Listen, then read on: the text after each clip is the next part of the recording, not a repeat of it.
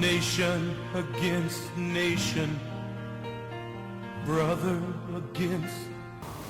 Good evening and welcome to Deliverance Church Langata. This is the Biblical Perspective program, and we are so happy that you have tuned in.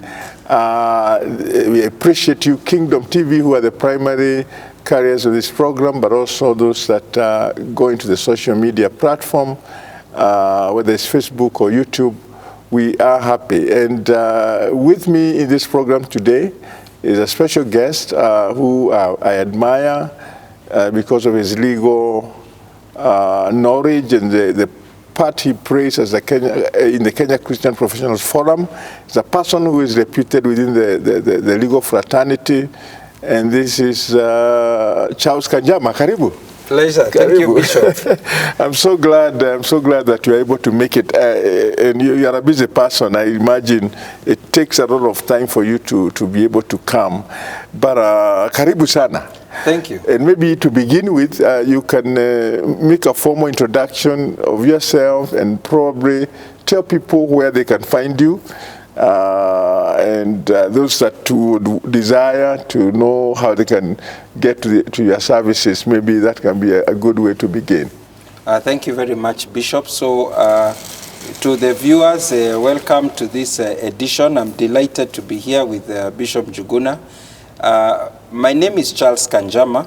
I'm an advocate and a senior counsel, which means I'm a lawyer. I practice in the courts of Kenya. I practice in alternative dispute resolution like arbitration and mediation. I'm also a company secretary. I do corporate secretarial work, and I'm also a certified accountant. So that is mainly what I do.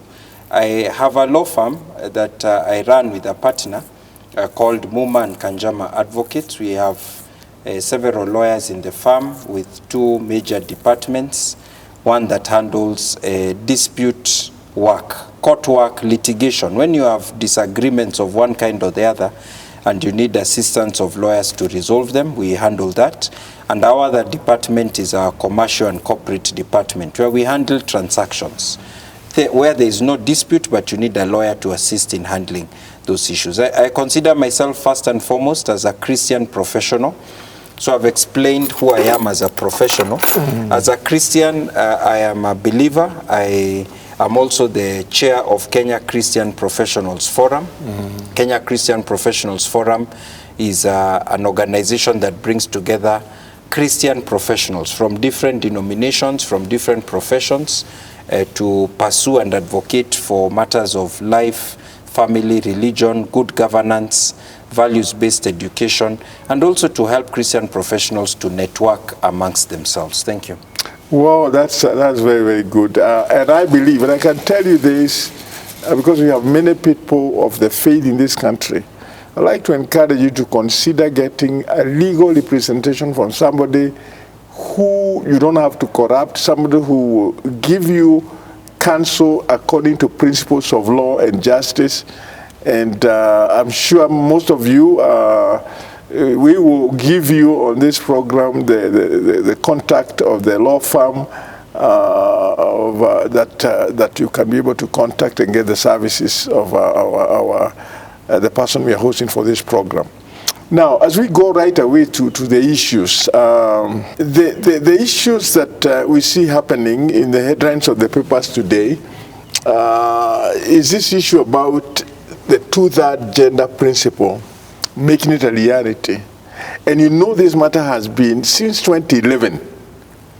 And now we're in 2024.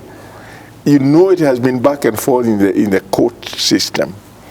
What is your advice from a legal perspective? Because it's a very good thing to presuppose that you can get people to buy into this, and we can be sure to have, you say the 290 positions, you divide by 3 and they are there. But what's the practicality of that? Bishop, I was actually involved in one of the first cases in the Supreme Court. Yeah. Advisory opinion. Yes. On the two-thirds gender rule. Yeah. And this was around 2011, just after the Constitution came in. And I was there as a friend of the court. Amicus Curiae was invited to be a friend of the court. I used to write or contribute a column in a weekly publication, The Standard on Sunday in those days. And I'd written about this topic from way back, 13 years ago. Yes. And so they thought I should participate in that court proceeding, which I did, and I gave quite a bit of suggestions to the court, some of which they upheld. Yes. And they were trying to interpret legally the question of the 2/3 gender rule. So maybe I could move back first and give the background. In our constitution, we have Article 27 of the Constitution, which talks about equality and freedom from discrimination. Yes. And Article 27 says that men and women are equal, entitled to equal rights, don't discriminate against either gender. And it also says don't discriminate on other grounds like race, like ethnic origin, political opinion, and so on. Then one of the paragraphs in Article 27 says, in addition to the general non-discrimination provision, the state shall adopt affirmative action and other measures to secure the principle that no gender shall have more than 2/3 in elective or appointive offices. So that is Article 27, paragraph 8. Yes. And then in Article 81 of the Constitution, we're now dealing with the principles of our system of democracy and our system of democracy, free and fair elections, and so on. Again, the Constitution says that one of those principles is this 2/3 gender principle. So then the court was wondering, what do we do? Because the people who made the Constitution, they created a constitution which, when you read Article 94, 95, 96, and 97, they provide the structure of the National Assembly and the Senate. They provide for 290 members of the National Assembly through constituencies. And anyone can be elected. You know, Article 38 of our Constitution has freedom for political rights. Anyone can stand for election. Anyone can vote for whoever they want. So democracy is not kind of like curtailed on the basis of gender. And then it says 290 seats in the National Assembly are on the basis of a free and fair election. Anyone can stand. It then provides 47 seats that go to women to assist in getting the 2/3 gender rule. These are the ones we call women representatives. And they are county representatives because one is for each county. And they go to the National Assembly. Then it provides for 12 nominated people among youth, people with disability, and they will be nominated equally between men and women. So the assumption was that there will be the outcome of elections. There will be a substantial number of women who will have been voted in through competitive elections. When you add the 47 women seats and the 6 nominated, they will end up being 1/3. Unfortunately, that has not been the case. That's not been the case. In the case of the Senate, the same. There are 47 senators elected competitively. They could be men, they could be women.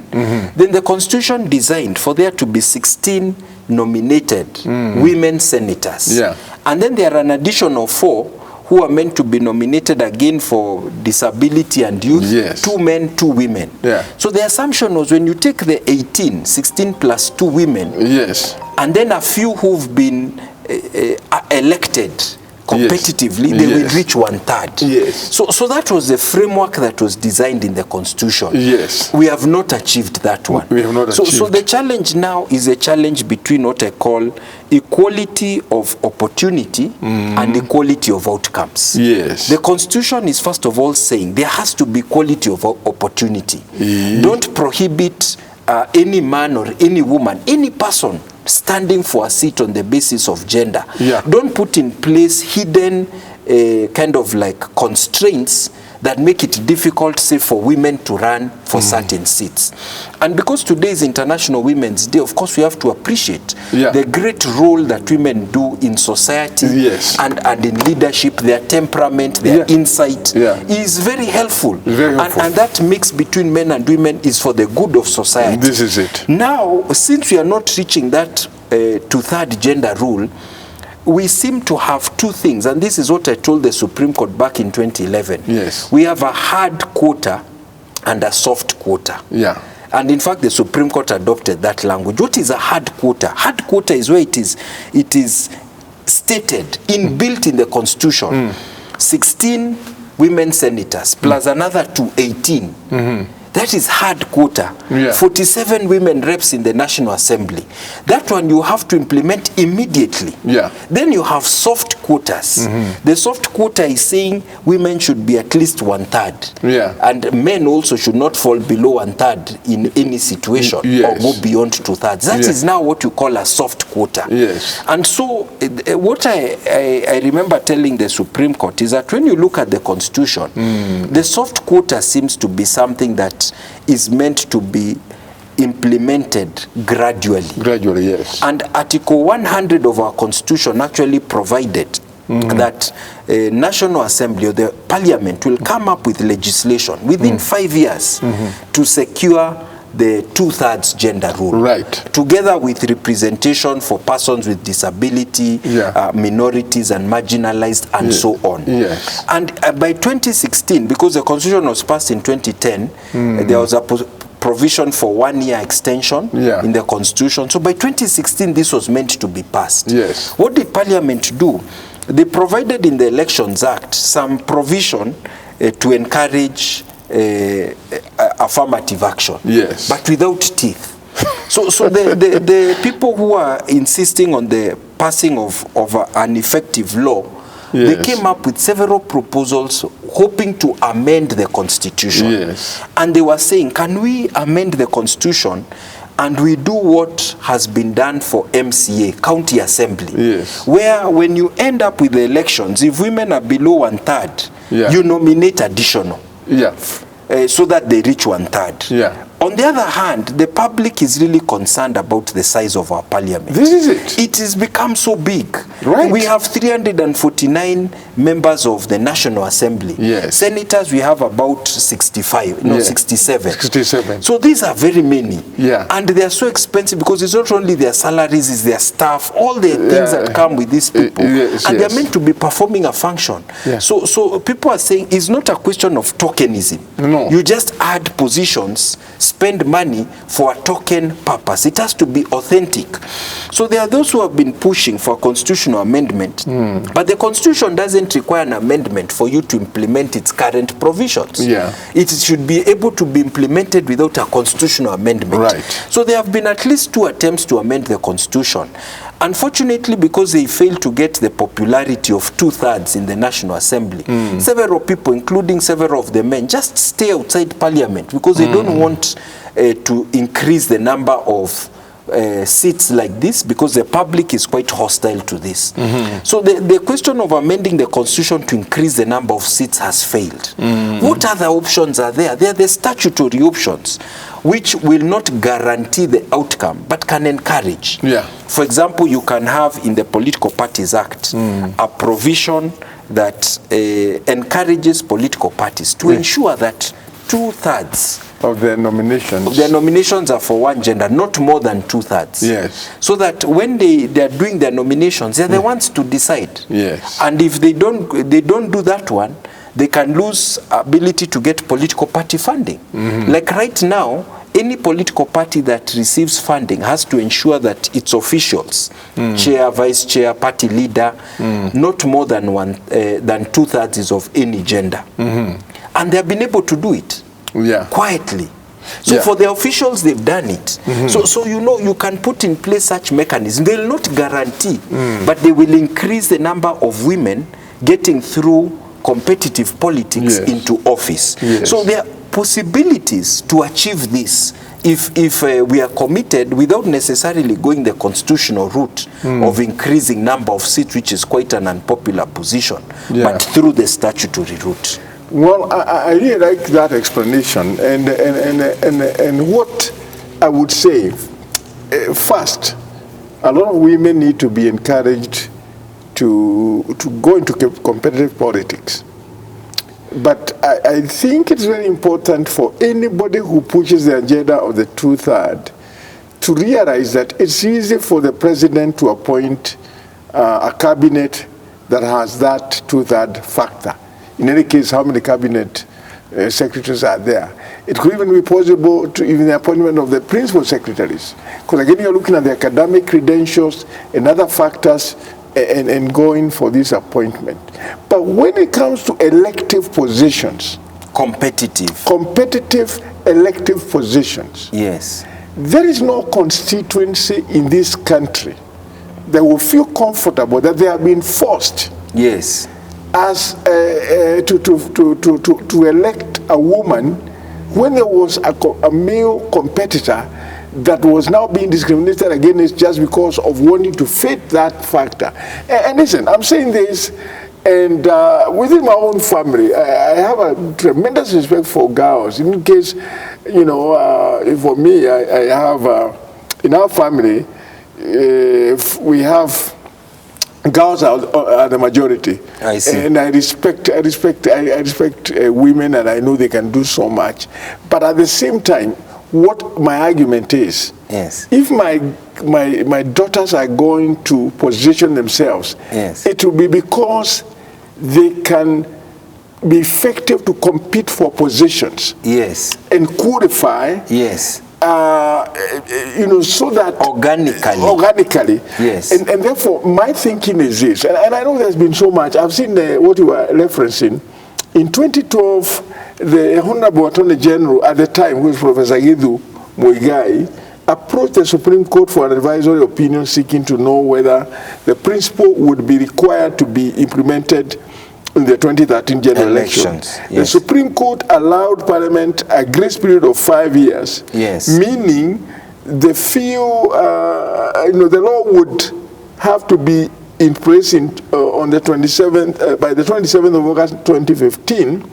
Subsequently, the Office of the Attorney General and the National Gender and Equality Commission established a technical working group in 2014 to develop a formula for implementation. Members of this technical working group were drawn from the Constitutional Commissions, yes, the Law Society of Kenya, the Civil Society Organization.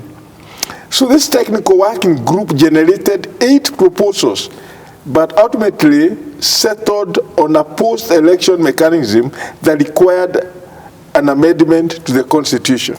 That is where they, in my view, yeah, of course this is hindsight, yeah, that is where in my view they took the option which seemed to be an easy option, yeah, but it was not the best option. Yeah. Because it was an option that is saying you increase the number of seats. Yeah. It was actually an option that was ending up with tokenism, yeah, which I don't think is what we want. We want organic encouragement of women, yeah, to successfully vie, yeah, for electoral seats. This is it. And we want in every constituency there to be women and men vying. Yeah. Not just women, not just men, both, so that the electorate choose. Maybe this time they say, we want so-and-so happens to be male, or so-and-so happens to be female. This is it. But you'll be choosing the person, not because of their gender, but because of their agenda. Yes, so not their gender, but their agenda, and their character and track record. So this task force came up with a recommendation, yeah, which is what has been attempted since 2016. Yeah.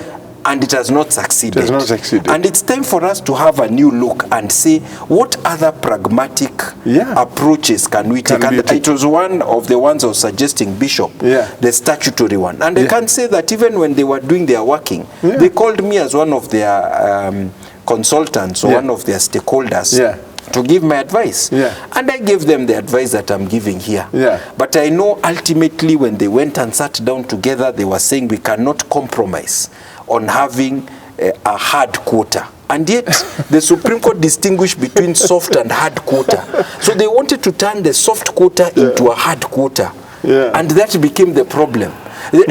And I think if they recognize it's a soft quota, it's organic. Yeah. You grow, but you accomplish it faster rather than slower, if, yeah, you implement mechanisms that are pragmatic but organic. Yeah. And I think they were bringing mechanisms that were a bit more hard and kind of like very solid, like stone kind of, you know. like steel, not something that is organic or movable and that can be integrated into the politics. So that is where the challenge is. But because we are on International Women's Day, I think we cannot give up on that aspiration. You know, that aspiration is good. Inclusion, and getting people to participate in all spheres of society.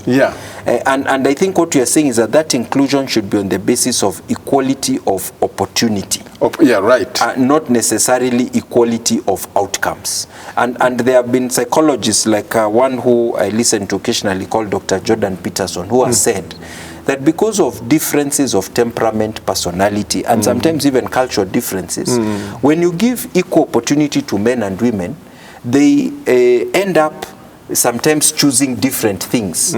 So you might find in a profession like law that it is dominated by women because they have come to the profession. You might find in a profession like engineering that is dominated by men. You cannot force women to go into engineering if they don't want to go there. You cannot force the male engineers to go into law if they are happy doing engineering. So there also has to be a room for freedom to allow people to freely choose, so long as you don't constrain them in the choices that they make. So you might find 10% women in engineering, you might find 60 or 70% women in law. And it is okay so long as they have equal opportunities. I'm giving those two professions as examples. But if, for example, matatu drivers, majority are men. If you look at the people who we call bricklayers, the stone masons, the ones who are in the mjengo, the construction site, majority are men. If you look at nurses, majority are female. Teachers, increasingly you are having more female teachers than male teachers. It's not necessarily a bad thing, so long as you have given equal opportunity. And that's what we are saying. Well, I really like what the argument you presented. I'm glad you brought this advisory at the Supreme Court, because sometimes recommendations can be made that are so simplistic that are not based on the realities of what can happen. Like now I remember the late Honorable Mutula Kilonzo developed the Constitution of Kenya Amendment Bill 2011 to provide for post-election nominations of such number of women necessary to meet the two-thirds gender principle. However, the bill lapsed without being debated. You see that, and this is what personally I am very uncomfortable with.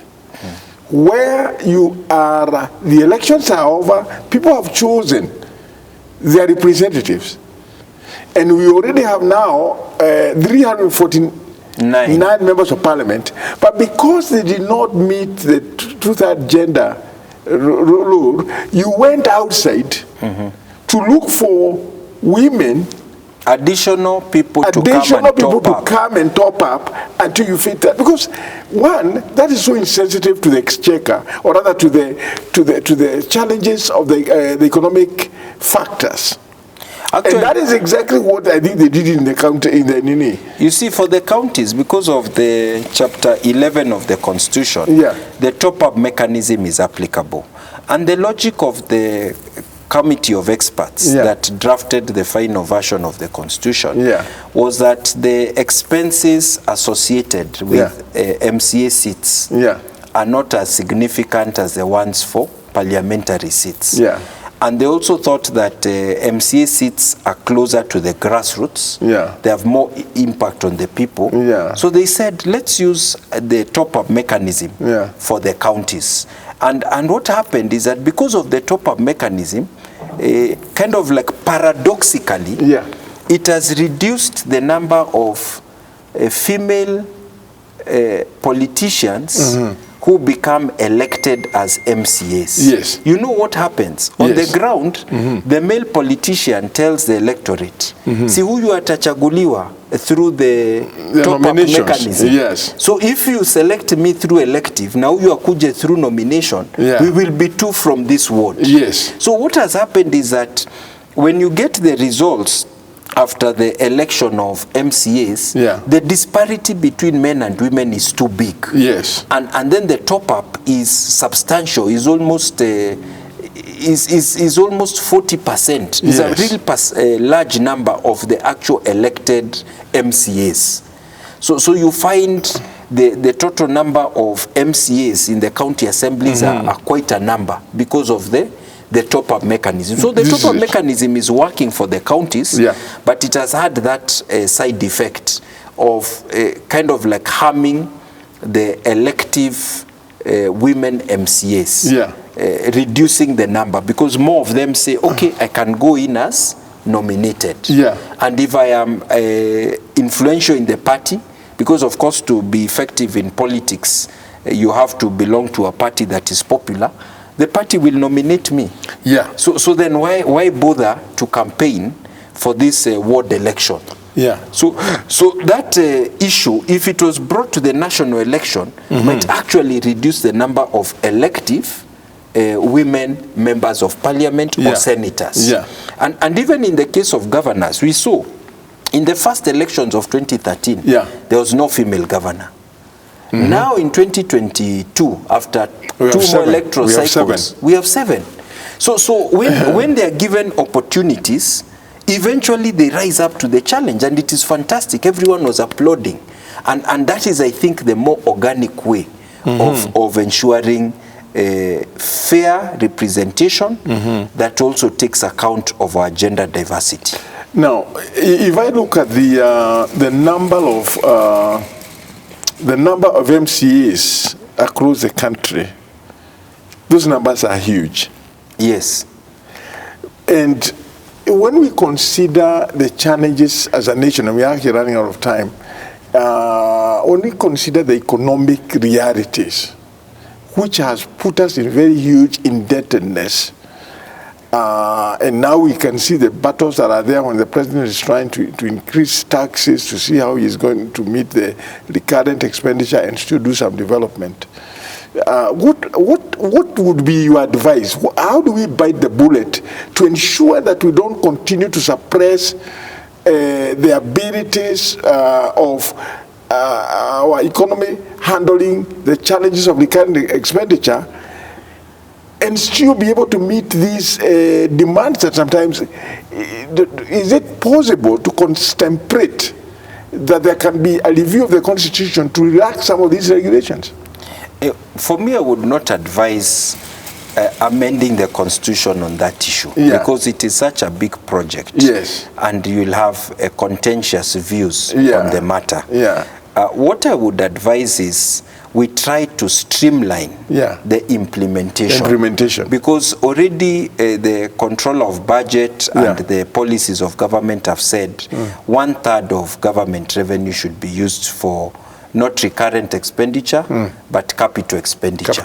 If we are able to implement this kind of guidelines or percentages, we should be able to implement a prudence in our fiscal activities, in our financial activities, even with the current size of government. What we shouldn't do is to expand the size of government, but at least for the elective seats, the democratic seats, it will be such a big political move to try to reduce them at this stage. So there are other ways of dealing with it. For example, we have the CASs who are taking up a lot of budget. And of course the court decided to stop that issue. So government always seems to be looking for new positions, appointive. That are already absorbing a lot of budget. Those ones we can deal with them even without amending the Constitution. And it will help to make the government lean and efficient. All right. Viewers, we have come to an end of that section of our conversation. We have taken a lot of time to talk about the issues of the two-third gender, and we congratulate women in this Women's Day. I know this program will come after your day is gone, but I want to say that we appreciate the contribution of women to our national economy, our mothers, our sisters, our daughters, and please do not misconstrue our observation in this program to suggest that we don't appreciate. The only thing we say is that everything has to be balanced according to what are the realities of the economy of our country. Lord, we thank you for what we have shared today. We ask that your grace be upon us as we continue to converse other critical issues in our country today, in Jesus' name. Amen.